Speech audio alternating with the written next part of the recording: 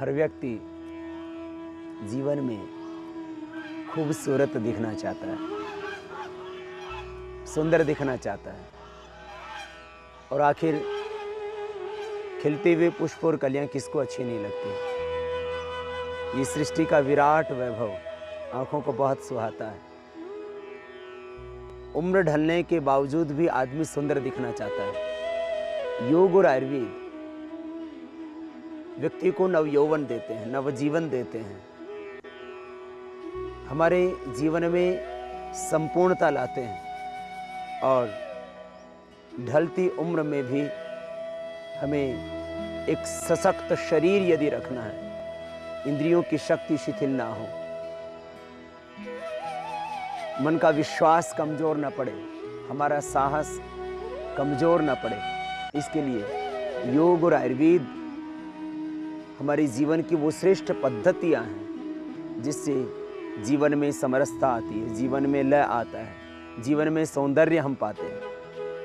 पहली बात, सुंदर रहने का सबसे पहला उपाय, आप हमेशा खुश रहें। जो व्यक्ति हमेशा खुश रहता है, प्रसन्न रहता है, तो अपने आप ही स्वाभाविक रूप से वो सुंदर दिखता है। और कोई कितना ही खूबसूरत इंसान हो, यदि उसके मन में प्रसन्नता नहीं है, खुशी नहीं है, आनंद नहीं है, उत्साह नहीं है, ऊर्जा नहीं है, साहस नहीं है, पराक्रम नहीं है, आशा नहीं है, विश्वास नहीं है, तो एक खूबसूरत इंसान भी बदसूरत सा दिखता है। तो सबसे पहला उपाय सौंदर्य का, आप हमेशा प्रसन्न रहें, हमेशा खुश रहें, हमेशा आनंदित रहें, ऊर्जा और उत्साह से भरे हुए रहें। ये खूबसूरती का पहला उपाय। और आप कभी प्रयोग करके देखना, आप एक सप्ताह अपने आप को ऐसा मानना मैं बहुत खूबसूरत हूं, और आपका ये विश्वास, आपकी ये सोच, आपकी दृष्टि आपको सुंदर बनाती है। और आप कितने खूबसूरत हो, आप एक सप्ताह नहीं, आप एक मिनट के लिए निराश हो जाइए, मन में चिंता और तनाव को लाइए। जब आपके मन में चिंता होती है, तनाव होता है, अप्रसन्नता होती है, निराशा होती है, तो आप देखेंगे एक क्षण की चिंता, एक पल का दर्द, एक पल की पीड़ा, एक क्षण का गुस्सा, एक क्षण का आवेग, एक क्षण का आक्रोश, एक क्षण का भय, आपको खूबसूरत होते हुए भी आप देखते हैं कि आपके चेहरे पर, आपकी आंखों में, आपके पूरे शरीर से सौंदर्य कहीं गायब सा हो जाता है। तो आप हमेशा खुश रहें, पॉजिटिव रहें, हमेशा अपने आप को ऊर्जा, आत्मविश्वास से भरा हुआ महसूस करें। एक क्षण के लिए भी निराशा भीतर ना आने दे। तो ये पहली खूबसूरती का उपाय। दूसरा, अब खूबसूरती बालों की अलग खूबसूरती है, आंखों पर चश्मा ना आए ये अलग खूबसूरती है, आपके स्किन के ऊपर एक भी दाग ना पड़े ये अलग खूबसूरती है, आपके दांत अच्छे रहें, यदि आप पुरुष हैं तो आपको दाढ़ी मूंछ आए हुए हों, यदि स्त्री है तो उसके चेहरे पर एक भी बाल ना दिखाई दे।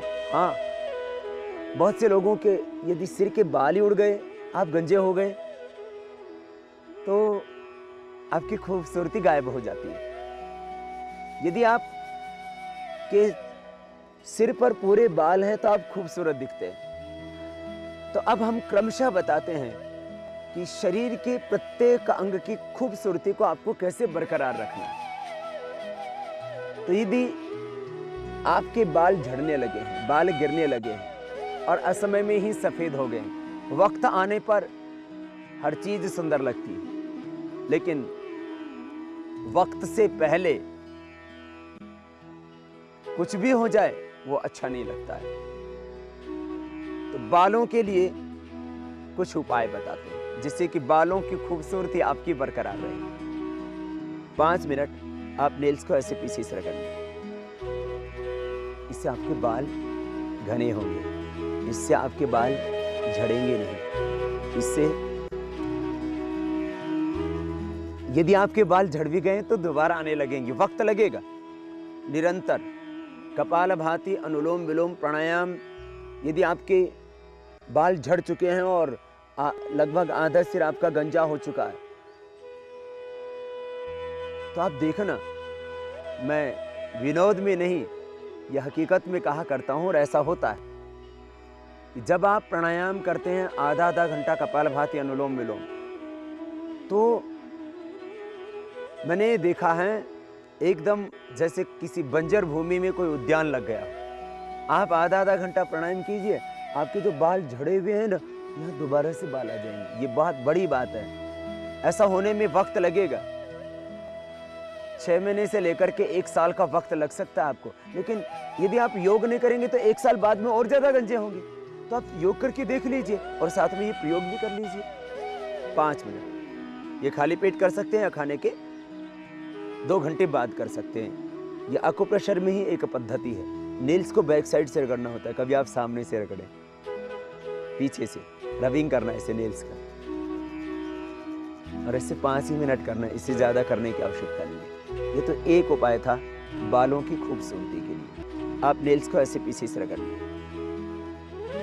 इससे आपके बाल घने होंगे, इससे आपके बाल झड़ेंगे नहीं। इससे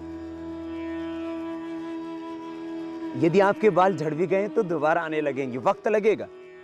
निरंतर कपालभाति अनुलोम विलोम प्राणायाम, यदि आपके बाल झड़ चुके हैं और लगभग आधा सिर आपका गंजा हो चुका है,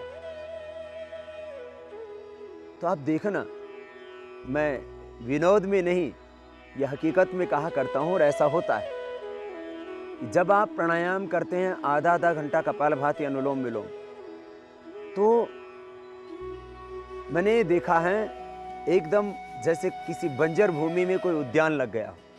आप आधा आधा घंटा प्राणायाम कीजिए, आपके जो बाल झड़े हुए हैं ना, यहाँ दोबारा से बाल आ जाएंगे।